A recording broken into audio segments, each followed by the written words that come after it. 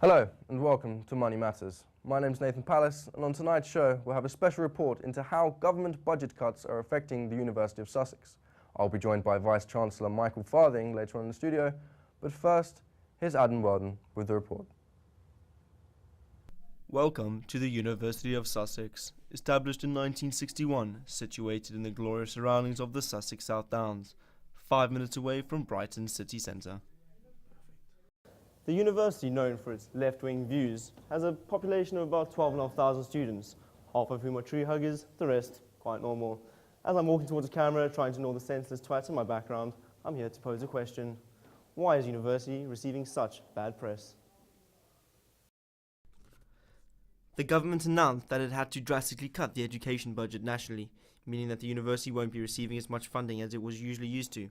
In 2009, the university had a turnover of £160 million, yet had to make a cut of £3 million for that year, including a further cut of £5 million for the 2010 and 2011 academic year.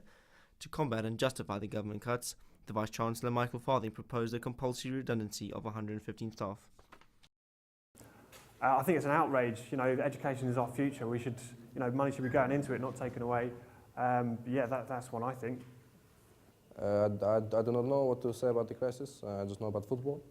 Football is important to me. Chelsea, they were important, not anymore. Inter are now more important. I just want to play good football, and that is it. That's all I have to say. Thank you. If the cuts are going to cause problems in my education in the future, then definitely I'm a part of it. But we'll have to see how it goes in the next couple of months. But why the controversy? Well, if you don't already know, Michael Farthing pays himself a whopping £227,000 a year. A little much, if you ask me. And we know one thing for sure, these tree-hugging students agree, and they're not happy. I think it's just way too much money for what he does. I mean, I'm not even sure what he does. Why do we need someone like that? For the amount of money we're paying him, we could hire over 15 new toilet cleaners. It's just ludicrous. As well as the Vice-Chancellor's massive pay packet, the university has also approved initial plans for a new life sciences building, costing around £13.6 million, when a third of the staff are facing the axe, for a mere saving of around £5 million. No, but I'm wondering how many cleaners lost their jobs due to employment of builders on those building sites. Who's going to clean our toilets? Obviously, we need new buildings to hold the students, but if people are getting laid off for these buildings to be built, who's going to teach them? That's what I want to know. Is it worth building new buildings if we have no teachers for them? Who's going to put that damn toilet paper in the toilets? Yeah, that's what's bothering me. The toilet paper in the toilets. Thank you. So to sum it up briefly, the government has decided not to give the university as much money as it's used to. In response, Vice-Chancellor Michael Farthing has decided to make some people unhappy by taking their jobs. We'll have to wait to see how it pans out in the next coming months. Until then, I'm Adam Weldon for Money Matters. I'm joined by Michael Farthing, the Vice-Chancellor of the University of Sussex. Good evening, Chancellor. Thank you for joining us. Good evening. Before we begin, there's a no smoking policy within the studio, please. I'm sorry. Thank you. Who's that gentleman? He's my security, here to protect me against the hippies. I see. I bet that cost you a pretty penny. He did. It's all out of the university funds. Okay. Well, back to the report. What did you think?